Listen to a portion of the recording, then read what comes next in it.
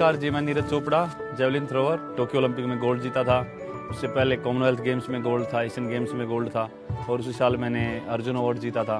पर उस सबसे पहले खंडरा गांव का रहने वाला, अपनी फैमिली का प्यारा और कुछ इम्पॉसिबल करने का सपना देखने वाला नीरज चोपड़ा।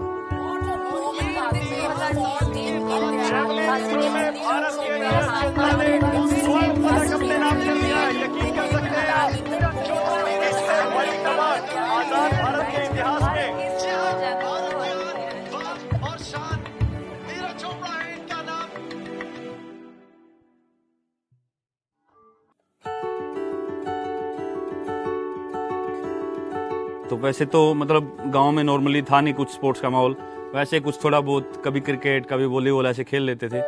पर फर्स्ट टाइम ऐसे 2010 के एंड में ऐसे हुआ था कि मैं स्टेडियम में जाऊं और जो अंकल थे काफ़ी सपोर्ट रहा उनका, सबसे छोटे चाचा है जो, और बाकी फैमिली का भी काफ़ी उस टाइम पे सपोर्ट था कि पूरे गाँव से अलग मैं पहला लड़का था जो वहाँ पर जाना शुरू किया और बिल्कुल एक अलग फील्ड मैंने चुना।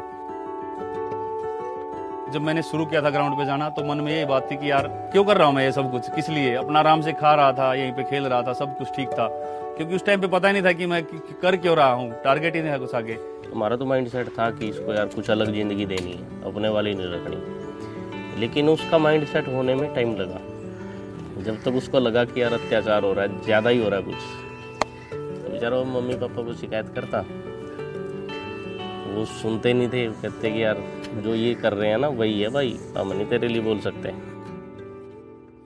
ट्रेनिंग जब शुरू करते हैं, खासकर कि पहले एक वीक या 10-15 दिन, तो वो काफ़ी मुश्किल होता है क्योंकि जब पेन होता है हमको, सुबह उठते हैं ऐसा मन करता है कि यार ना ही जाएं। तो शरारती नीरज शुरू से ही था। कभी भैंसों में गया तो किसी भैंस की पूंछ आपस में बांध दी, चारा काटने की मशीन थी उसमें कोई शरारत कर दी, तो ये तो एक बाल सुलभ कलाएँ थी उसकी, वो हमेशा करता रहा और उस पर कई बार ज़्यादा कर देता था तो उसकी पिटाई भी होती थी। तो वो काफ़ी ऐसी कुछ हरकतें होती थी, पर जब से मैंने ग्राउंड पे जाना शुरू किया तो ये सभी चीज़ें छूटती आ गई और फिर मैं अपनी जो ट्रेनिंग के लिए सीरियस होता गया।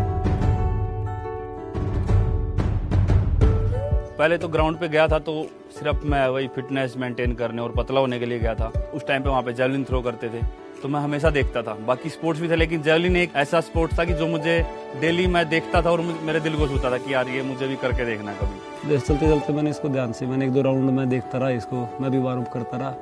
फिर मैंने इसको पूछा कि तू मेरे को एक बार थ्रो करके दिखा दे। जब मैंने थ्रो करके दिखाया सभी को तो 40 मीटर के आसपास 15-20 दिन में वो कवर किया था। तो यानी इतनी दूर नहीं फेंक रहा था, लेकिन जो इसकी आर्म बहुत फ्लेक्सिबल थी, तो जेवलिन के लिए मस्ट नीड चीज़ है, तो उसको देख के मुझे लगा कि हाँ ये जेवलिन कर सकता है। और इसकी बिल्ड भी ठीक थी, उस टाइम तक अच्छा फिट हो चुका था ये। उन्होंने भरोसा दिलाया हमारे को कि इसको हमारे पास छोड़ दो, या हम इसको बेटर कर लेंगे। फिर उसने ऐसा करा जी, कभी ब्याह शादी में, कभी त्योहार में, किसी के फंक्शन में, तो गांव में किसी का कुछ नहीं करा उसने, सब कुछ छोड़ कर अपने बस गेम के पीछे लग रहे। तो इतना जुनून हो गया था उसके प्रति कि मैं कहीं भी खेत में जाता, मुझे कुछ भी डंडी मिल गई तो मैं डंडी उठा के फेंक देता था, या फिर सिंग में से वो झाड़ू निकाले फेंक दी तो वो पूरी झाड़ू खराब कर देता था। पहले साल तो इतना अच्छा परफॉर्म नहीं किया, ठीक ठीक, पर मैंने इसको कोशिश की। पहले साल ये जितने भी कंपटीशन खेल, जहाँ भी फेंकने का जब मौका मिले तो मैंने इसको भेज दिया कि तू चला जा। ये बोला कि अभी इतनी तैयारी नहीं है भाई साहब। मैं कोई बात नहीं, तेरे को बस फेंकना है, कंपटीशन का फोबिया है जो वो खत्म करना, हमें जहाँ पे भी मौका मिलेगा वहाँ पे फेंकेंगे। 2012 में मेरा पहला नेशनल था और वहाँ पे मैंने 68.46 मीटर लगा के नेशनल रिकॉर्ड किया था अंडर 16 का। 2013 में मैं यूथ वर्ल्ड के लिए गया था, 66.75 मीटर किया था। 2014 में मैं जूनियर नेशनल खेला था विजयवाड़ा में, वहाँ पे अंडर 18 मैंने नेशनल रिकॉर्ड किया था 76.50 मीटर का। 2015 में ही मैंने इंटर स्टेट जो नेशनल चैंपियनशिप है उसमें गोल्ड जीता चेन्नई में 77.33 मीटर में। उसके बाद 2016 में मैंने south Asian games SAF games में गोल्ड जीता था 82.23 मीटर में। 2017 में एशियन चैंपियनशिप में मैंने गोल्ड जीता था मीटर रिकॉर्ड के साथ 85.23 मीटर में। 2018 में जो कॉमनवेल्थ गेम्स में गोल्ड था 86.47 मीटर लगा था। उसके बाद एशियन गेम्स में मैंने गोल्ड जीता 88.06 मीटर में, और उसके बाद मुझे इंजरी हो गई थी। इंजरी जैसे खिलाड़ी है उसकी मतलब जीवन में एक ऐसा मोड़ आता है कि उसके बाद उसको पता नहीं होता कि मेरा दोबारा जीवन इम्प्रूव होगा, दोबारा गेम में लौट के आऊँगा, या यही मेरा करियर खत्म हो जाएगा। कुछ नहीं खेल पा रहा था और काफ़ी एक नेगेटिव कई बार थॉट आ जाते हैं मन में। तो वहाँ फैमिली का रोल होता है कि उस समय उनका मोरल डाउन ना होने दें। तब हम लोग नीरज से जब भी बात होती थी अक्सर कहते थे कोई बात नहीं यार, ठीक हो जाएगा, ये तो अक्सर लगती रहती है। देखो जी, हमारा तो यही है, जो बच्चे ने जितना लगाव करके रखोगे तो बच्चे का भी लगाव उसमें रहेगा, तो माँ का भी उसमें रहेगा। हम तो ये कम है, देख घर बैठा कुछ नहीं है जी, बाहर छोड़कर सब कुछ है, या तो देख माँ ममता छोड़नी पड़ेगी। मैंने मन में ये चीज़ बैठा ली थी कि ये एथलीट की लाइफ है और एथलीट की लाइफ में ये चीज़ जुड़ी हुई है।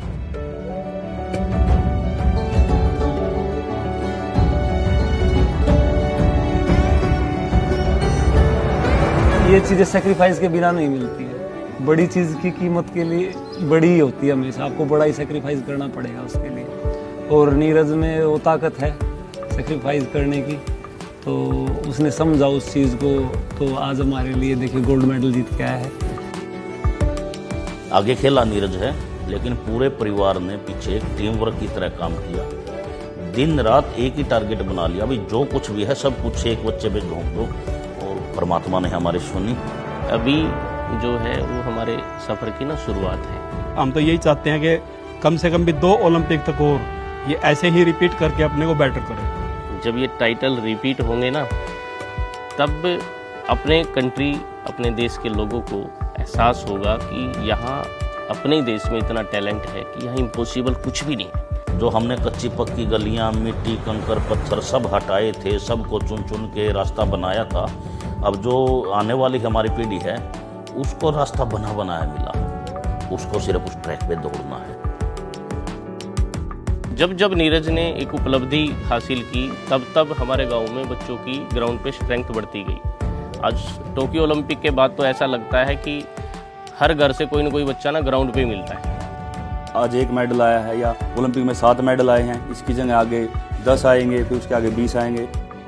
फ्यूचर जनरेशन के लिए मेरा एक ही मैसेज है कि आपको किसी भी चीज़ में इंटरेस्ट है, उसमें चाहे स्पोर्ट्स है, स्टडी है, ई स्पोर्ट्स है, या फिर डांसिंग है, सिंगिंग है, आप किसी भी फील्ड में जाओ, अपना मन से खुश हो के उसमें मेहनत करो और आपको ज़रूर उसमें सक्सेस मिलेगी।